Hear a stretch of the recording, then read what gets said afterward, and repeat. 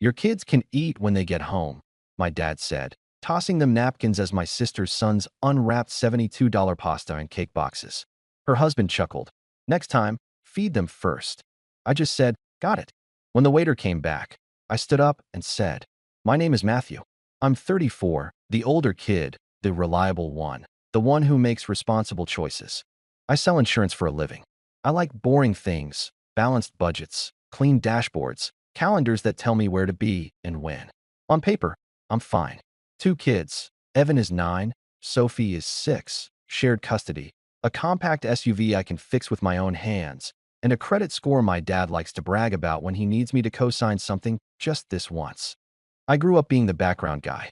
My sister, Jenna, was the sun. She's 2 years younger, prettier, louder, and somehow always in between jobs, while living in better apartments than mine. My parents, Carl and Marie, would act like she was a miracle for remembering to attend a dentist appointment. Me? If I didn't show up to fix the Wi-Fi, I was ungrateful. I used to tell myself it wasn't favoritism, just different expectations. Dad would say, you know your sister's not good with details, while handing me the bill. Mom would add, you're so organized, Maddie. You don't mind. I minded. I just swallowed it. It's dumb, but here's a memory that sticks. I'm 12, Jenna's 10. We're at a school fair. She wins a goldfish and drops the bag. I spend my allowance on a new bowl and food. That night, Dad pats my shoulder. You're a good brother. Jenna falls asleep with the bowl near her bed. Next morning, the fish is floating.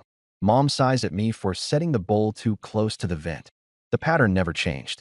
If Jenna messed up, someone else should have planned better. Fast forward to last Saturday night, Dad's birthday. A sit-down place with white tablecloths and a menu that makes you Google half the words. He picked it because you only turn 61 once, which is true, but also because Jenna dropped hints like anvils. She wanted to post photos somewhere fancy. We took a big corner table. Me, my kids, my ex-wife Erin, were civil, my parents, Jenna, and her husband, Chuck. The waiter placed heavy water glasses. The room smelled like butter and wine. Get whatever, Dad said, flipping the menu. It's a celebration. I looked at the prices and did silent math. It's a reflex now. Sophie leaned into me. Can I have the pasta with the twirls? Pappardelle, I said. We'll see, kiddo. Jenna waved the waiter like she owned the place. 2 truffle pastas, extra mushrooms, and the lemon cake to go, she added, tapping her nails on the phone case I'd bought her last Christmas because she said hers accidentally cracked. When the food came, the first dish with the shaved truffles landed in front of Jenna. The second went to Chuck. 2 fancy white boxes followed and got set by their elbows. My kids stared. The boxes smelled like a bakery. Sophie whispered, is one for us? Jenna laughed. These are for the boys later, meaning her sons, who weren't even there. They get picky. Evan looked at me like he wanted to shrink into the chair. I felt the old heat in my chest. Then Dad did the thing he does when he wants to be funny and ends up cruel. He flicked 2 napkins toward my kids like dealing cards. Your kids can eat when they get home, he said, grinning. No need to fill them with overpriced noodles. The napkins landed by Sophie's wrist. Chuck chuckled. Next time, feed them first, brother. I said, got it. And when the waiter came back to ask if we needed anything else, I stood up. My chair legs scraped the floor. Everyone looked at me. That was the first crack. I didn't become the responsible one on purpose. It happened the way water finds the lowest point. In every crisis, the question was, where's Matthew? Followed by, he'll handle it. At 17, I was the driver who picked Jenna up at midnight from a party because she couldn't call Mom. At 19, I was the one who transferred $220 to Dad when his debit card glitched at a gas station 2 towns over. By 24, I was an insurance agent with a tidy desk, 2 monitors, and a steady voice for people on their worst days. I got good at details because my life demanded it. I learned the policy codes, the fine print, how to make bad news clear and survivable. Jenna learned something too, that I'd say yes if she framed her issue as urgent and family. The landlord needs it by noon. The tow truck won't release my car without a card on file. The daycare late fee is insane. The amounts were never huge at first, $68, $120, $185, but they stacked like bricks. Every time I tried to put one down, another landed. When Erin and I got married, Mom said, don't invite too many people. Weddings are expensive. She still cried because the flowers were too simple. On our wedding day, Jenna arrived late, took the centerpiece from the head table for an after party, and posted it like she bought it herself. After we paid deposits, my parents paid what they could, which turned out to be $0, and then joked for years about how we helped you too start your life. I let them. When Evan was born, Dad said, "Congrats. Boys are expensive." The first night home from the hospital, Jenna called me in tears because she couldn't figure out her new car seat. I went over and installed it. She Venmo requested me for the pizza I ate while I was there. $13.74. I accepted the charge and told myself it wasn't about the pizza. It never is. It's about the scoreboard my parents keep invisible except when they flash it at me. By the time Sophie arrived, Aaron and I were wobbling. Not because of the kids, but because I was always on call for my clients, my parents, my sister. If Dad's water heater broke, I was there. If Mom's phone updated and logged her out of Facebook, I was there. If Jenna forgot to renew her car insurance, yes, the irony. I wrote a binder at 10 p.m. and drove across town. Aaron would say, "Can we have one evening where we're just us?" I'd answer, "It's family," like that was a spell. It wasn't a spell. It was a wedge. Money turned into the language of love at our house. Dad loved when I covered checks because you make more than teachers, as if Aaron's job didn't count or my income was community property for 4 adults. Jenna loved when I fronted deposits with no return date. Mom loved telling relatives that Matthew is doing well, and then listing items they thought I'd bought them. The washer, the iPad, the weekend at the cabin. I bought those things because keeping the peace became cheaper than the fight. Except it wasn't cheap. It cost my marriage. It cost my self-respect. The divorce 2 years ago was clean on paper. No dramatic secrets. No affairs. Just erosion. Aaron cried. I didn't. I was too tired. We split custody 50-50ths. We share calendars. We're decent. She still invites me to the kids' school nights if it falls on my off week. I show up with snacks and stay until the folding chairs make my back ache. My parents framed the divorce as my failure to keep a woman happy, but also as my success because I stepped up financially. They said both things in the same breath. Jenna repeated them like scripture. Aaron is great, but, she wanted more. Then she'd text, "Can you send $200? The boys' soccer uniforms are double what I expected." There were numbers that started tattooing themselves into my memory. $4,380. The total I zelled across 6 months for emergencies. $612. The biggest restaurant bill I paid after Dad slapped the table and said, "Put your card down, big man." 74 missed calls in a day when Jenna lost her wallet and then found it in the freezer. 9. The age Evan was when he asked, "Do we always pay for Aunt Jenna?" I said, "No," but I didn't believe myself. The night before Dad's birthday dinner, Mom called with that warm voice she uses when she's about to volunteer me for something. "Baby, your father wants to feel special. He's turning 61, Mom. We'll show up. It's at La Belle. Very European." She stretched the word like taffy. "We'll do gifts later to keep costs down." "Okay," I said, already knowing I'd be the gift. Aaron texted me separately. "Is this the place with the $29 side salads?" "Yep. I'll bring granola bars for the kids." "Thank you." "Boundaries," she wrote. "Practice them." "I'll try." She sent a thumbs up, then a heart. At dinner, the scripts clicked into place.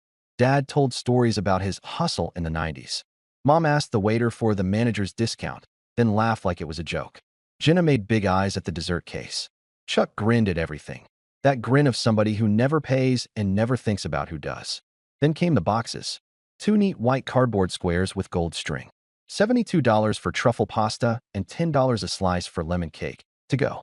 The waiter set them by Jenna and Chuck. My kids watched like kids do when sugar is within arm's reach. My stomach tightened because I could hear the gears turning. Dad likes to guide children's appetites by lecturing their parents. He looked at me. "Your kids can eat when they get home." The napkins flew.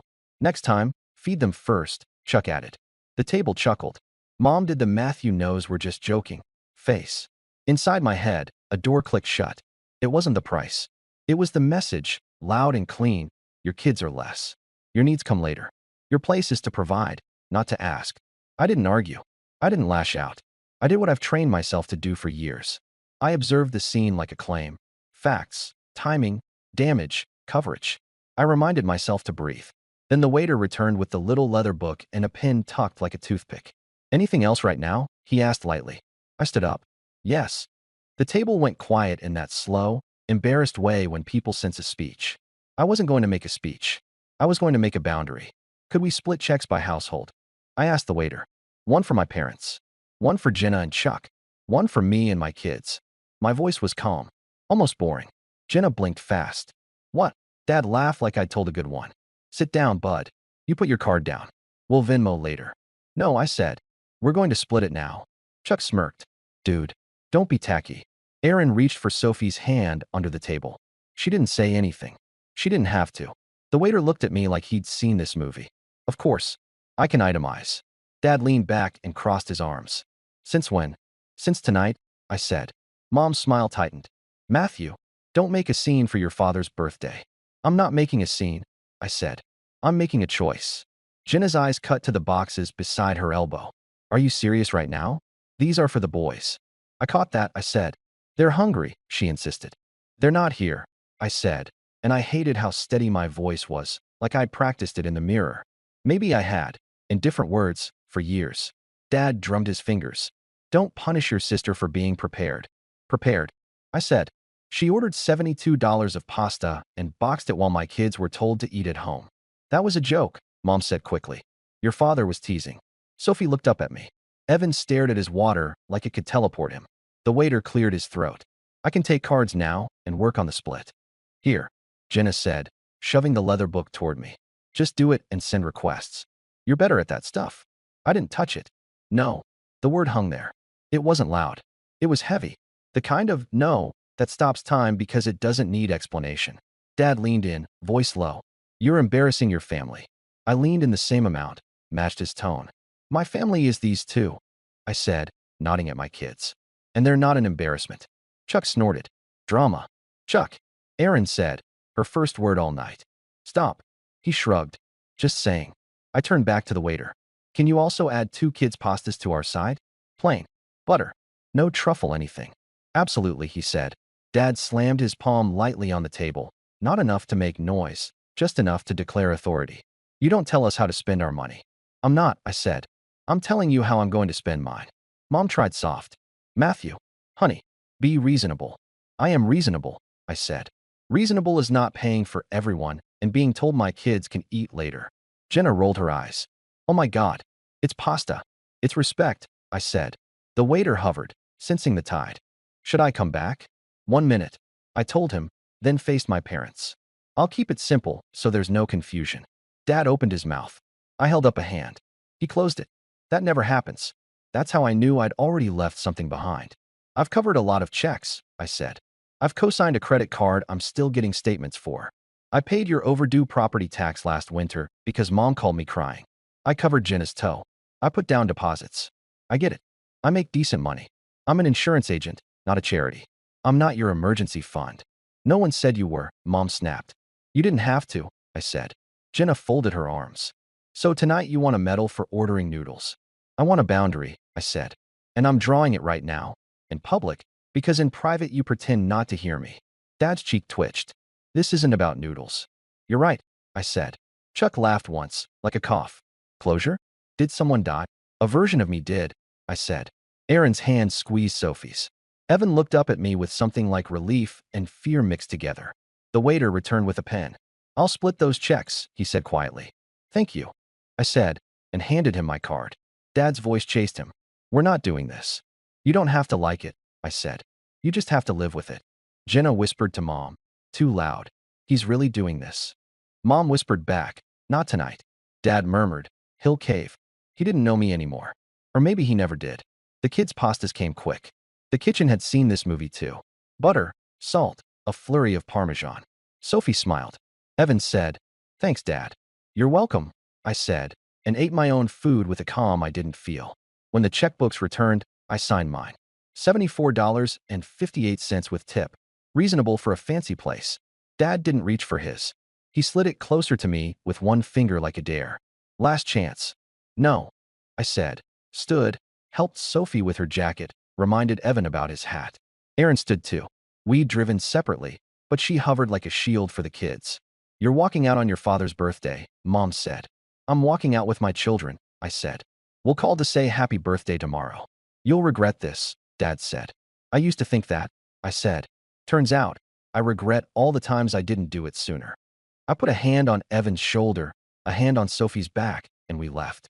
The door whooshed behind us. The night air was sharp. It felt like someone had finally opened a window in a stale room. In the car, Sophie swung her legs. Are we in trouble? No, I said, buckling her in. We're in a news story. News stories don't start clean. They start with noise. Sunday morning, my phone looked like a siren. 32 texts, 18 missed calls, 11 voicemails. The family group chat had gone from dinner at 6 to Matthew to how could you in under 12 hours? I didn't answer right away. I made pancakes. Evan measured flour with the seriousness of a bomb tech. Sophie whisked. We ate in our pajamas. The house felt different. Not safer, not yet, but honest.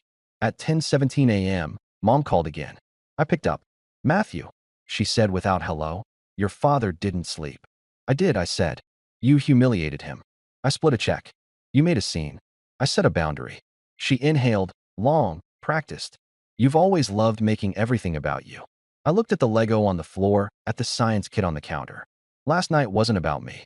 It was about my kids. They weren't hungry, she said. They were told to wait while other kids got boxes, I said. By their grandfather. On purpose. That was a joke, she said again. Like if she repeated it enough, it would be true.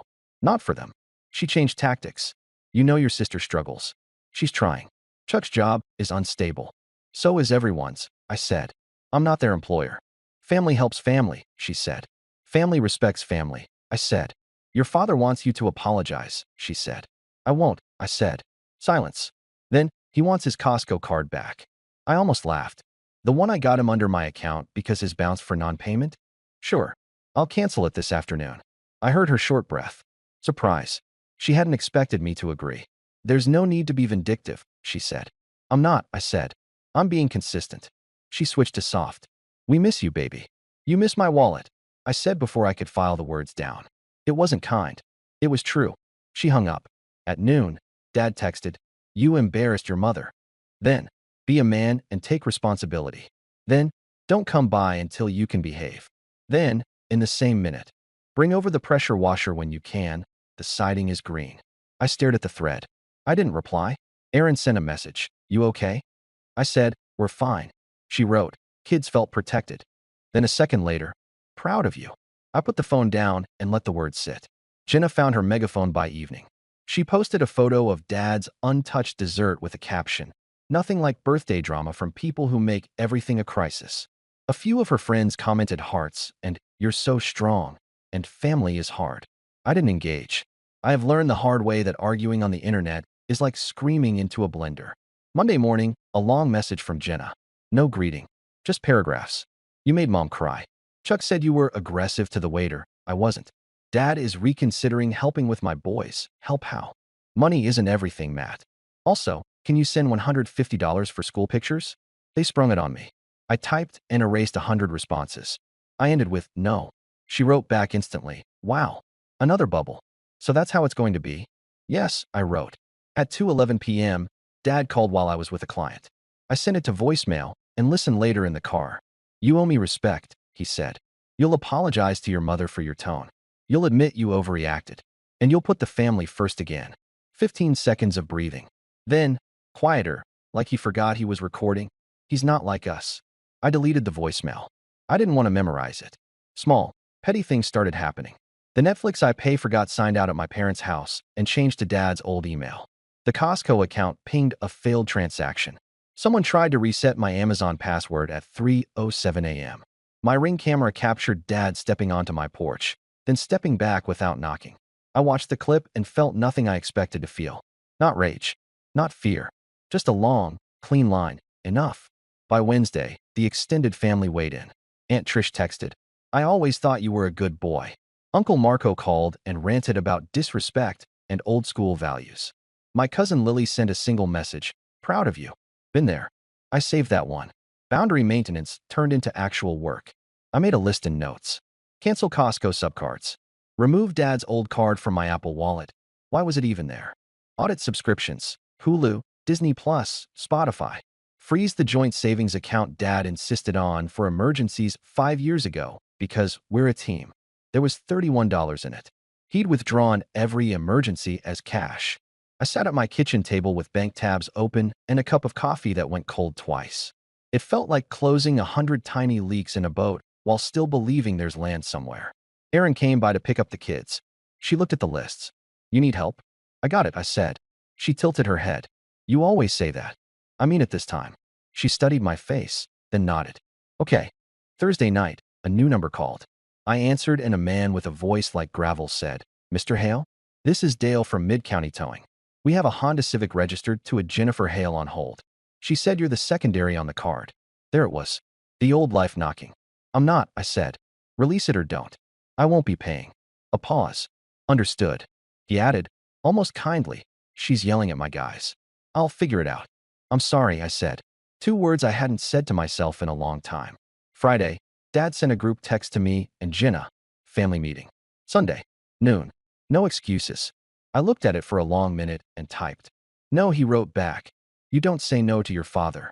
I wrote. I just did. No reply. Saturday, we did something small and huge. I took the kids to the park with sandwiches and apples. No schedule, no errands after. Evan tried the monkey bars. Sophie fell and laughed. We stayed until the sun made long shadows, and my phone stayed face down in my pocket on Do Not Disturb. I don't remember the last time I did that, and didn't feel like I was going to get yelled at for it. The world didn't end. No one died. The sky stayed where it was. Sunday morning, I got one more call I didn't expect. Grandma Joan. She's 84 and has seen every family storm. You made your granddad do this once, she said. He told his brothers no more borrowing tools they never returned. They called him selfish. He slept better after. I laughed. You always liked me better. I always saw you clearer, she said. Eat. Sleep. Keep going. Okay. Bring the kids for cookies later, she said. I'll tell you which cousins owe me money. We went. She did. It was oddly healing to hear debts said out loud with a smile. At least they pay in stories, she said. You don't have to. By Monday, the message changed. Less rage, more negotiation. Mom texted, we can talk if you apologize. Jenna wrote, fine, I don't need you. Then, but can you send $60? The school picture add-on, I didn't respond. Tuesday night, 11:43 p.m., my doorbell rang twice. The Ring camera lit up Dad's face, red-cheeked, jaw set. I watched him on my phone instead of going downstairs. He rang again, then pounded once. He stepped back and looked into the camera. When I didn't open, he said to the empty porch, you want to be alone?